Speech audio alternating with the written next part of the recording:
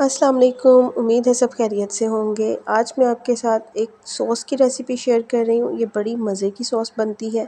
आप इसको समोसे कचौरियों के साथ इस्तेमाल कर सकते हैं, फ्राइड चिकन के साथ इस्तेमाल कर सकते हैं, चाट में डाल सकते हैं, ताकि चम्मच के साथ वैसे भी खा सकते हैं। ये इतनी मज़े की होती है, लेकिन इसको बनाने के बाद ये कुछ देर बाद ख़राब हो जाती है। हम इस किस तरह से इसको बनाएंगे कि ये पूरा साल भी पड़ी रहे तो ख़राब नहीं होगी।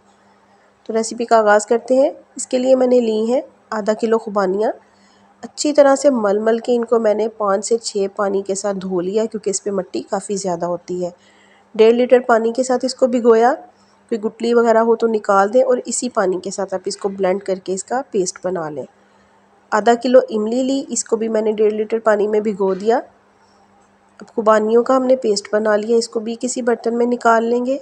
और जो इमली है इसको भी हमने अच्छी तरह से मल के इसका पानी जो है, पल्प है, इसका वो निकाल लेना है और गुठलियाँ हमने इसकी अलहदा कर देनी है।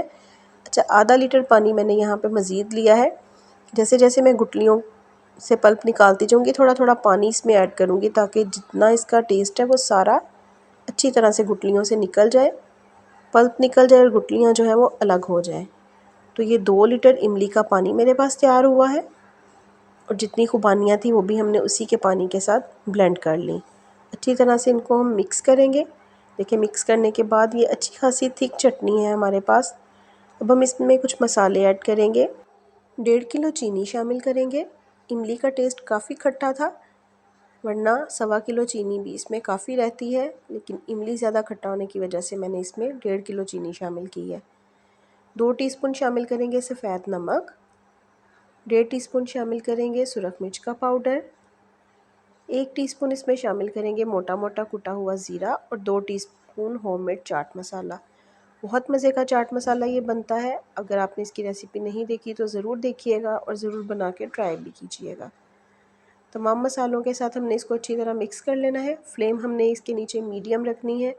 मीडियम फ्लेम पे ही हमने इसको कुक करना है। तकरीबन हमने इसको मीडियम फ्लेम पे 15 मिनट के लिए कुक करना है। 15 मिनट के बाद ये मज़ीद थिक होना स्टार्ट हो जाएगी। जैसे ही ये थिक होना स्टार्ट हो तो हम इसमें शामिल करेंगे 1 टीस्पून भर के काला नमक। काले नमक के साथ इसका टेस्ट बहुत अच्छा आता है, इसको स्किप ना कीजिएगा, ज़रूर ऐड कीजिएगा।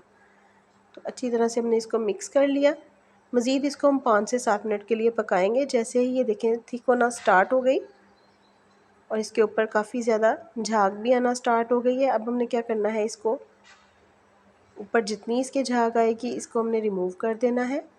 और झाग रिमूव करते ही हम चेक करेंगे कि ये काफ़ी गाढ़ी भी हो चुकी है। तकरीबन 25 मिनट मीडियम फ्लेम पे मैंने इसको पकाया है। 25 मिनट के बाद बिल्कुल ये गाढ़ी हो चुकी है। आप अपनी मर्ज़ी से ज़्यादा गाढ़ी या इससे कम जितनी रखना चाहें रख सकते हैं, लेकिन मैंने बिल्कुल मीडियम सी इसकी कंसिस्टेंसी रखी है। अच्छा, अब हम इसमें डालेंगे सोडियम बेंजोएट। हमने इसको थोड़ा सा ठंडा कर लिया, चटनी को बहुत ज़्यादा ठंडा नहीं किया। सोडियम बेंजोएट आराम से आपको किसी भी पंसारी से मिल जाएगा। 1 किलो के लिए 1 ग्राम सोडियम बेंजोएट का इस्तेमाल किया जाता है। बाज़ार की हर चीज़ में ये प्रिजर्वेटिव के तौर पे इस्तेमाल होता है, इसका कोई नुकसान नहीं है। 5 ग्राम मैंने यहाँ पे सोडियम बेंजोएट ऐड किया। 4 किलो तकरीबन चटनी जो है वो बन के तैयार हुई है। और हाफ़ टी स्पून इसमें शामिल की काली मिर्च। अच्छी तरह से हमने इसको मिक्स करना है। अभी ये बहुत गर्म है और सोडियम बेंजोएट जो हमने डाला है उसका दाना भी कुछ देर में अच्छी तरह से इसमें मिक्स हो जाएगा, लेकिन हमने चटनी को कवर नहीं करना। यहाँ पे चटनी के ऊपर हमने कोई भी जाली वाला कपड़ा दे देना है, ताकि चटनी जो है वो रूम टेम्परेचर पर आ जाए। और इसको हम 2 से 4 दफ़ा वक्फे वक्फे से हिलाते रहेंगे, ताकि जो हमने इसमें सोडियम बेंजोएट डाला है वो अच्छी तरह से इसमें मिक्स हो जाए।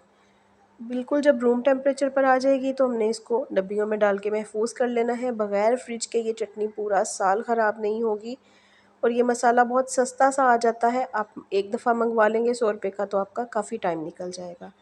तो मैंने इस तरह से डब्बियाँ बनाई हैं, अब मैं इसको सेव कर लूँगी और पूरा साल इस्तेमाल करूँगी। आप भी ज़रूर बनाइएगा, ट्राई कीजिएगा। अच्छी लगे तो ज़रूर लाइक कीजिएगा और चैनल को नए देखने वाले सब्सक्राइब कर दीजिएगा। दुआओं में याद रखिएगा। अल्लाह हाफ़िज़।